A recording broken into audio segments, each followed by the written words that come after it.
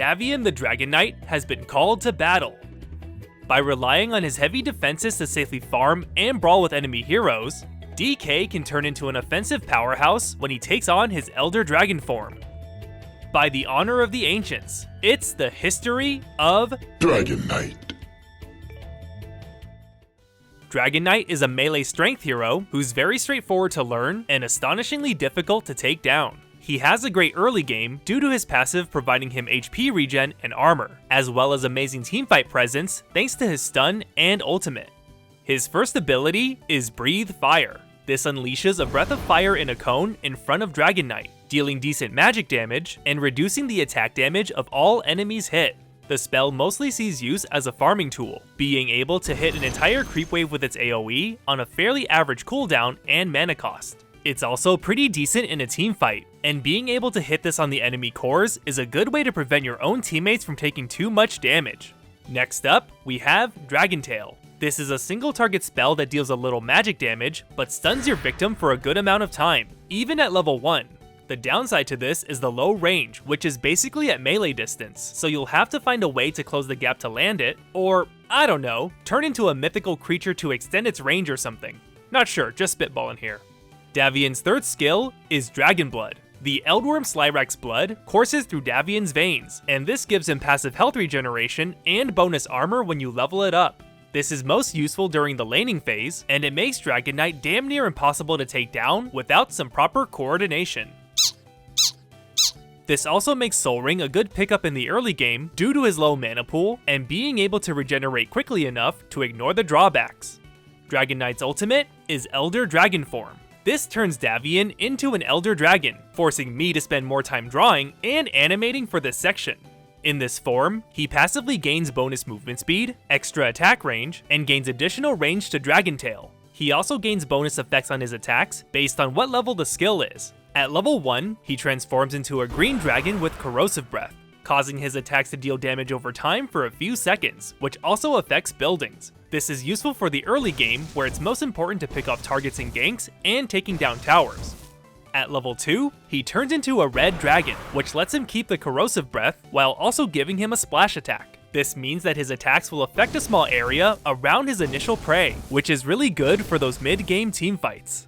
At level 3, he turns into a blue dragon, which has the aforementioned corrosive breath and splash attack, and he gains a fun new frost breath. This slows the movement speed and attack speed of enemy units hit by his attacks. Similar to the previous levels, this is particularly useful in those late game fights, where you can slow down your intended target as well as reduce their overall damage output.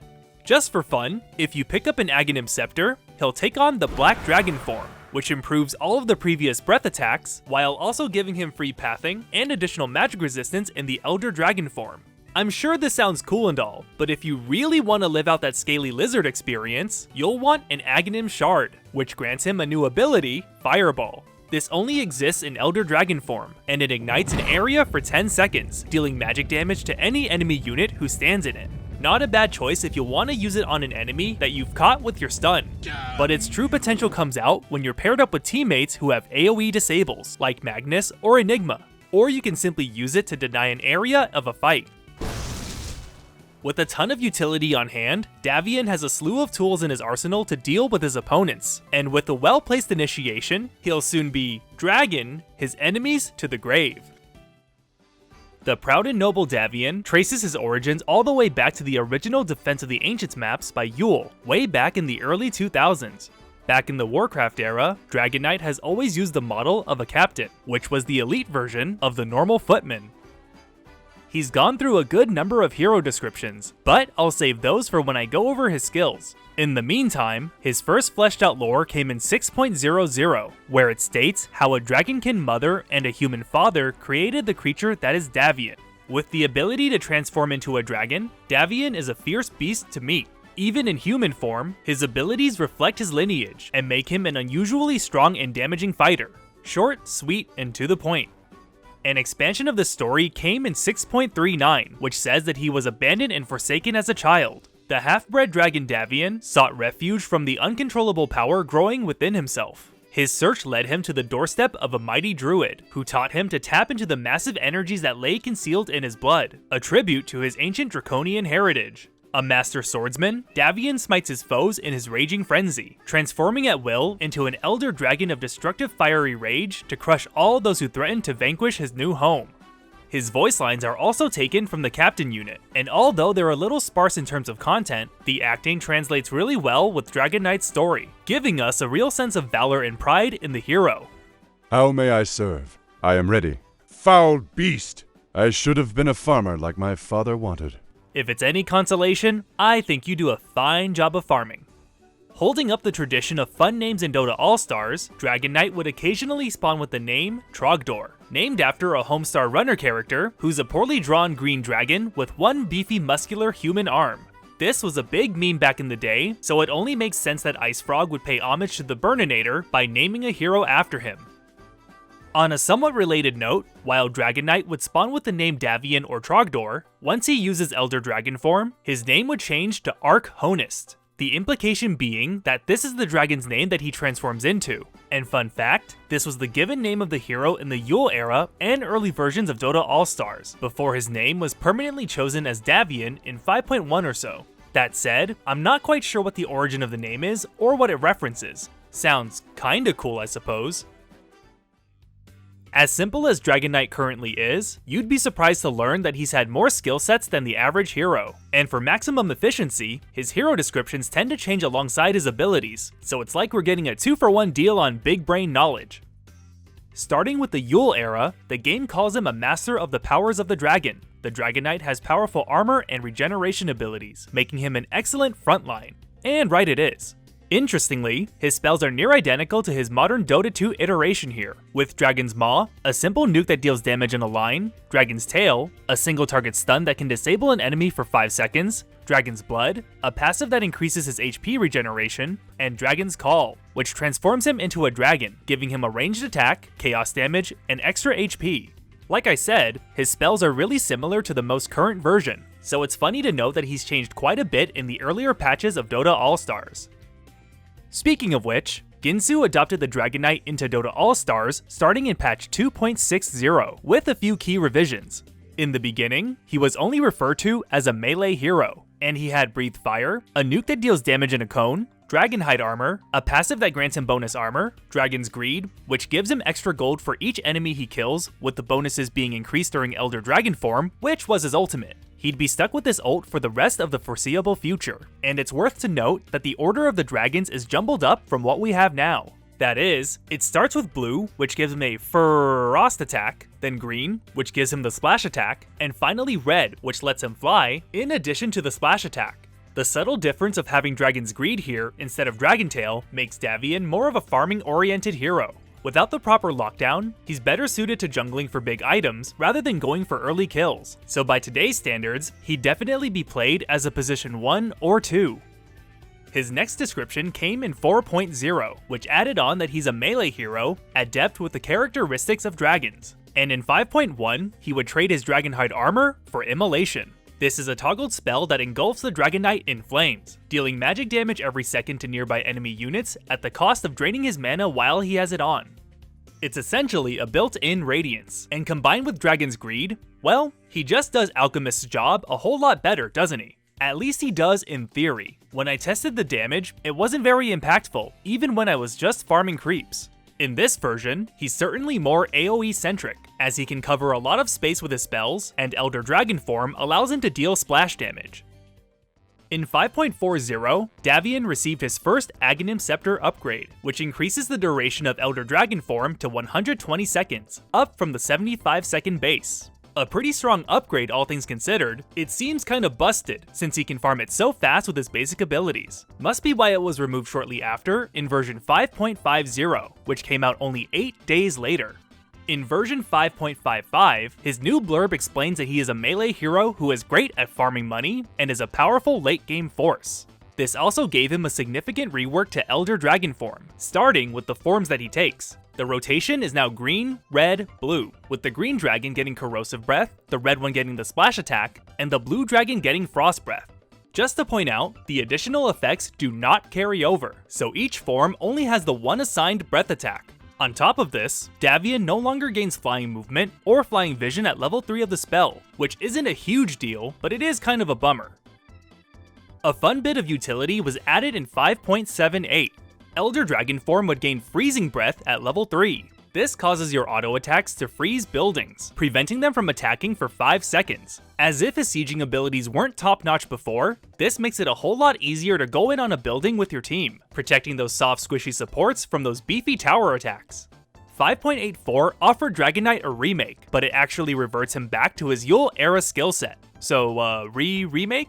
The lore here calls him a melee strength hero, adept at being a strong frontline hero and hero-to-hero combat. Immolation was replaced with Dragon Tail here, and Dragon's Greed by Dragon Blood, both of which are nearly identical to their current day versions, with some slight number changes. Now surely, this must be the end of the story in regards to Dragon Knight's skill sets. Wrong. It must have been an experiment to spice up Dragon Knight's gameplay, because by all accounts, it was pretty unnecessary.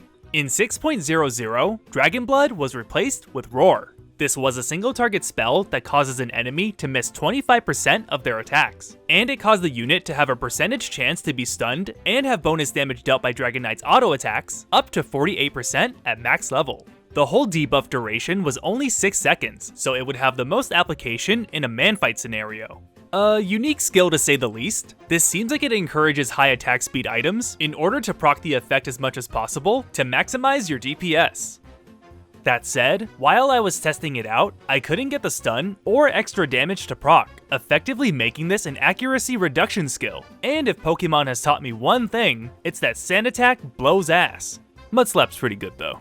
Also a fun tidbit is that Roar shares its hotkey with Elder Dragon form. They both use R, but Roar takes priority, meaning that you have to manually click on the Elder Dragon form icon if you want to use your ultimate in this version.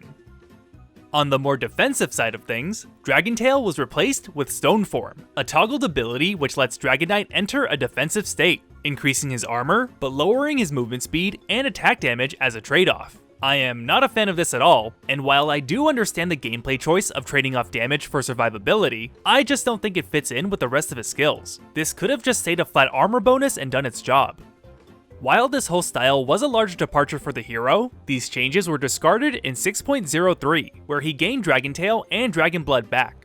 For good measure, 6.04 also removed Freezing Breath from Elder Dragon form, letting the Dragon Knight come full circle with his spells, for the second time. Last thing I want to mention, just because it's so janky and typical of early Dota, prior to 6.19b, Breathe Fire would actually deal damage over time to units affected by Brewmaster's Drunken Haze. This wasn't an intended mechanic, although Valve would try to implement something similar to this in Dota 2 years down the line. It was actually just a remnant of coding because this pair of skills belonged to the Pandaren Brewmaster in the Warcraft 3 base game, and they did indeed have that special interaction. Removing it was probably for the best, although it might have been cool in a fun mode or something. From there, Davion would retain this set of abilities until the present day, and it's kind of neat how Dragon Knight's resilience also extends into his core spells. DK's influence is a bit difficult to trace, due in part to his simplistic design. So, for the sake of this section, let's broadly define Dragon Knight's gameplay. He's a tanky frontliner who can transform into a dragon, which changes up his spells and attacks. With that in mind, here are some honorable mentions found in other MOBAs. League of Legends has Shyvana, my personal favorite champion from the game. Her gameplay is normally focused around chasing down an enemy with her high movement speed and bulk, and whittling them down with on-hit attacks. Her ultimate, Dragon's Descent, transforms her into a dragon by letting her fly to a location, dealing magic damage, and displacing all enemy units she comes in contact with. This additionally gives her bonus health, attack range, size, and it empowers her basic abilities, such as causing her Twin Bite to affect an area rather than a single unit, and Burnout having an increased effect radius. Smite has a god named Fafnir, who's probably the closest to Dragon Knight in terms of function and role. His passive, Endless Greed, gives him bonus gold on all kills and assists, similar to DK's old Dragon's Greed. He's also got a stun, attack speed buff and heal in one, and a gap closer, making him a solid frontline contender. His ultimate, Draconic Corruption, transforms him, and it also has the added effect of poisoning nearby enemies when the transformation is complete.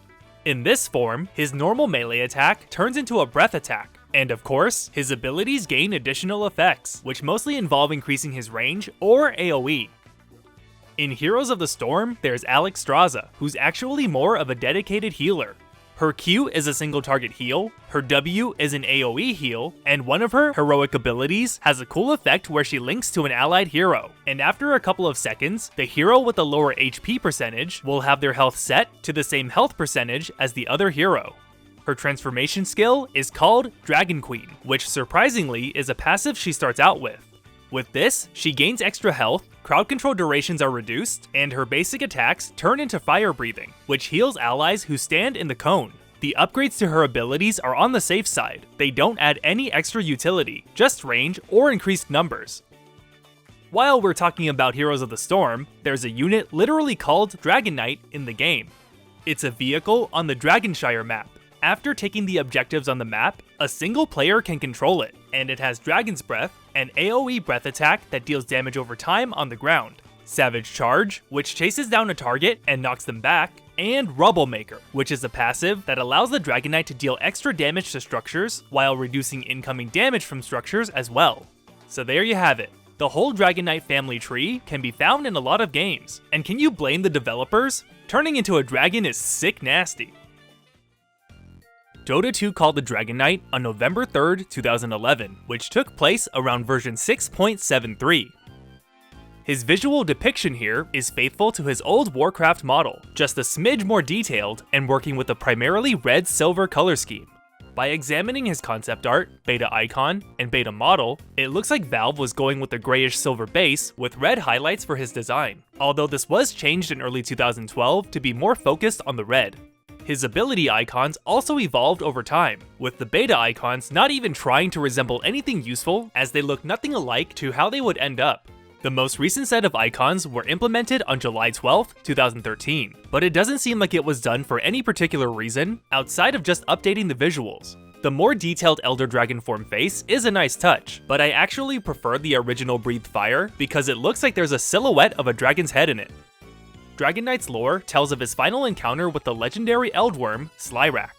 After years of effort to find him, Slyrak had grown ancient and frail, its wings tattered, its few remaining scales stricken with scale rot, its fangs ground to nubs, and its fire gouts no more threatening than a pack of wet matchsticks.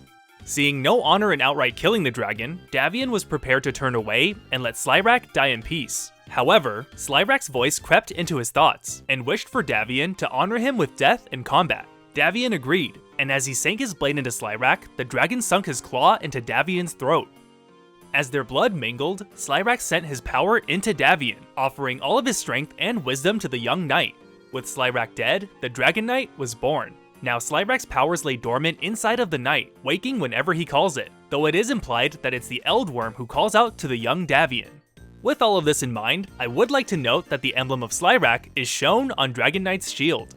Davion's voice responses in Dota 2 are performed by Tony Todd, who also does the lines for Night Stalker and Viper. You may know him from his role as the Candyman, Kern from Star Trek The Next Generation and Deep Space Nine, or as the voice of Zoom from The Flash. What I'm trying to say is, this guy rocks. Anyway, Dragon Knight's portrayal is more of a battle-hardened warrior as opposed to the valiant leader that he was in Dota Allstars. And while I normally pick random voice lines to demonstrate the acting, he actually has a good selection of lore-relevant lines when you click on him a bunch of times. So, here you go. Never make a deal with the dragon, unless you're prepared to keep your end of it. The dragon Slyrak sleeps within this armor, and the knight within the dragon waits. Beware you do not wake them both. The wisdom of the Eldworms, fused with the valor of the ageless knight. This is the source of my nobility. Most heroes who have voice responses for Dragon Knight pretty much just bring up the fact that he's a knight, and tend to omit the whole dragon part. That is, with the exception of Jakiro and Winter Wyvern, who both have some pretty nasty things to say. There's no room in this world for a part-time dragon. What he said. I knew Slyrak, Dragon Knight. You're no Slyrak. Davion's cosmetics generally fall under two categories: items that expand on the backstory of Dragon Knights as a whole, and armor made from specific dragons that Davion has slain. Starting with the Kindred of the Iron Dragon, it states that, for a chosen few who have received dragon blood, the magic runs unusually thick, its effects magnified and distorted. In these rare recipients, the reach of the transformation is enhanced, drawing strength not from any single dragon, but from the oldest ancestral strains. So this clarifies that the powers that the Dragon Knights receive come from the entire lineage and not just from the dragon that gives them the power. This seemingly explains how Elder Dragon form allows Davion to transform into 4 different dragons, as he's drawing power from Slyrak's entire bloodline. The items in the Armor of Sir Davion set all provide insight into the ideologies of the Dragon Knights, and in no particular order, achieving mastery against dragons is impossible without first achieving mastery of the self. A Dragon Knight's shield is often more important than his sword. Dragons always strike first. Successful Dragon Knights boast few scars. The ones that get hit rarely live long. The strength of a Dragon Knight lies not in his arm or sword, but in his heart. A Dragon Knight is protected not by armor, but his faith. When facing a dragon, the edge of one's blade means less than the sharpness of one's mind. Switching over to the sets made out of dragons, as if Davion were some kind of monster hunter, the Fire-Blessed Mail of the Drake was made mostly from the remains of an unnamed drake, with the bracers being made out of the scales of its underbelly, the armor being fashioned in its likeness, and the helmet forged of the iron that once chained the last of the great drakons. The shield mentions how it's enchanted with the deepest kind of magic, boasting that its bearer could find no better protection, and the sword of the drake is only one of a dozen swords in existence to have slain more than one dragon. The enchanted plate of the Crimson Wyvern set is similarly made out of the Crimson Wyvern, although it doesn't have any significant qualities. The bracers were made from the wyvern's spine, the shield actually has its eyes implanted into it, the shoulders were constructed from its scales, the sword was made from its talons, and the helm is merely forged in its likeness. With those out of the way, it's time for some named dragons. The Dragonblood Ravager is a sword that was constructed from the scales and teeth of Grand Dragon Vixia. Her fiery blood still stains and heats the edge. Vixia's title seems to imply that there are hierarchies and ranks among the dragons, which could be worth exploring for future lore building. And finally, the big one here is Uldarak's Hide.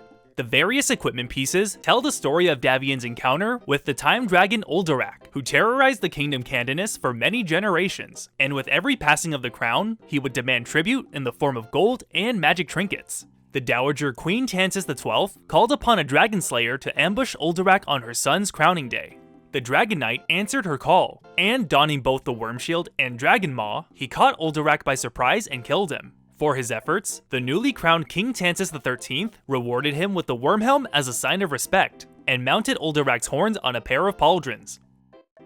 Now let's talk about the spin-off games in the Dota 2 universe. Despite the news of its tragic passing, Dragon Knight was a planned hero in Artifact 2.0, now called Artifact Foundry. As you can see, he either has placeholder art or the best portrait in the world, depending on who you ask. On his base card, he has Dragonblood as a passive, which gives him +2 regeneration, as well as Dragon Form as an active ability. This turns him into a dragon, which gives him 2 damage, 2 cleave, 2 bonus damage to towers, and attacking a tower gives them decay for 2 rounds. He also has a signature spell card in Dragon Tail, which stuns a target and deals 2 damage to them. That's a lot of 2s. Dragon Knight is a little more involved in Dota Underlords. Here, he's a tier 5 hero who's part of the human, dragon, and knight factions. He brings Breathe Fire and Elder Dragon form with him into the game, where their functions are pretty identical to their Dota 2 counterparts, and his upgrades are based off of the Knight of the Burning Scale set. By examining some descriptions in-game, we learn of a character named Kaden who's associated with Davion. Elder Dragon Form's flavor text is a quote from Ren, Mama Eve's daughter, who says that, "Kaden spoke highly of you, let's hope his praise was well earned." There's also an item named Kaden's Blade, which reads, "This blade was forged in Dragonhold for Kaden himself. The famed Dragon Knight had a saying, the bigger you are, the harder this thing hits." So it seems like a seed was planted to expand on Davion's allies, as well as a hint for a dragon-centric area. And in fact, there are voice lines with these elements mentioned. Dragonhold has sent me. You have called, and Dragonhold has answered. Kaden will be proud of what I have become. If only Kaden and Bram were here to see this. A Nesix also has a pair of lines devoted to the Dragon Knight, and it looks like she once enthralled him and sometime after released him, although this would be a conflict point among the two. Enthralling Davion was a simple affair. Having him successfully slay some dragons was significantly more difficult. When I released my hold over Davion, I thought he would understand that it was an act of kindness. Raising his sword to me in retribution will be the last mistake he makes. In a curious occurrence, Lich and Puck both refer to Slyrak directly, leading me to believe that the Eldworm is more actively present than we first thought. Slyrak, long have I waited for this moment. Slyrak, why are you hiding in that human? Slyrak, I will carve you free from your prison of flesh. Come out and play with me, Slyrak. Davion's lines only refer to two heroes directly, Mirana and Terrorblade. From what I've gathered, it's implied that he and Mirana may have had a romantic past, or at the very least, they were close to each other. Always nice to see you again, Mirana. Try to keep up, princess. Hey, Mirana, when this is over, let me buy you a drink. We could have been something, Mirana. The Davion you knew is gone, Mirana. Only Slyrak remains. The pair of lines he has with Terrorblade are much more hostile, and it seems like Terrorblade must have done something awful to be the target of Davion's scorn. You will answer for what you did, Terrorblade. I've been waiting for this, Terrorblade. And naturally, this leads us into Dragon's Blood. On February 16th, 2021, Valve announced the teaser trailer for Dota Dragon's Blood, a Netflix animated series that follows the story of Dragon Knight in his younger years. Further discussion will have to wait for another day. Wink. But the trailers prominently feature Davion spending time with Mirana, and a teaser on March 1st shows that Terrorblade is indeed featured in the show, revealing to us that the anime has been planned ever since Dragon Knight was introduced in Underlords back in mid-2019. And as a way to express your hype, don't forget to pick up a pair of Nendoroids made by the Good Smile Company themselves. You can't call yourself a real filthy degenerate without them. To round everything out, let's talk about Changelogs. In 6.78, Corrosive Breath now carries over to level 2 instead of being only available at level 1. This means you don't lose the damage over time from the first Elder Dragon form, which is kind of nifty. I like damage over time effects overall, so this one made me really happy. Imagine my joy in 6.83 when Corrosive Breath carried over to level 3 as well. And just to add icing to the cake, 6.84 made Corrosive Breath damage lethal. It's like Ice Frog heard my prayers and wanted to keep me smiling. Moreover, this patch altered Breathe Fire by giving it the effect to reduce enemies' base attack damage by 35% at max level for 8 seconds. In 7.00, Dragon Tail now uses a projectile in Elder Dragon form instead of being instant. I'd imagine that this was mostly for balance purposes, as it can be unfair and generally confusing to be stunned from far away without knowing where the source came from. This patch also introduced Dragon Knight's talents, which aren't very interesting at all. 7.07 changed up Breathe Fire to reduce total attack damage instead of just the base here. His talents were also renewed. They're still on the boring side, but the choices are much better, such as the +2 mana regen at level 10, the extra 150 gold per minute at level 20, and the extra Dragon Tail stun duration at level 25. In 7.22, Dragon Knight finally received a new Aghanim Scepter upgrade, which essentially adds a level to the current Elder Dragon form. At level 3, he also turns into a Black Dragon, which gives him more attack range, magic resistance, and he's big. Also in this form, the effects of Corrosive Breath, Splash Attack, and Frost Breath are all enhanced, generally having bigger numbers than the non-upgraded versions. Lastly, in 7.28, Dragon Knight received his first Aghanim Shard upgrade, which grants him Fireball in Elder Dragon form. This gives him solid sieging potential, and it's also a cool fireball, so it's amazing. And with that, we are up to date with Dragon Knight. Pretty funny how a hero who's so simple and easy to learn has so much that we can talk about. With this newfound knowledge, I can only hope that you appreciate Davion's journey into our lives all Dragon Day and all Dragon Night. Thanks for making it through, you beautiful creature, you. Last time I asked, if you were Rasta, what animal would you hex your enemies into? Cabalan 20 would turn them into a serpent ward, which is not a bad idea. Pazurdai would turn them into a Matryoshka doll. It would shed one layer according to the duration, and the target would pop out at the end. I would pay pretty good money to see that. It's a good idea. Schwabble would turn them into a Goomba, so all you'd have to do is jump on their head to kill them. Quick and efficient, I like it. And Yomu Kanpaku, Alden and Cluna, and Charlemagne Molina would turn their enemies into roaches. For a chance to be featured, be sure to find the pinned comment and reply. Big thank you goes out to the members of the Wall of Tall. If you want your name to appear here, consider supporting the channel through Patreon, subscribe to me on Twitch, or become a member of my channel. Follow me on Twitter and Instagram for rambling and mostly Pokemon cards, let's be honest. And I'll see you soon.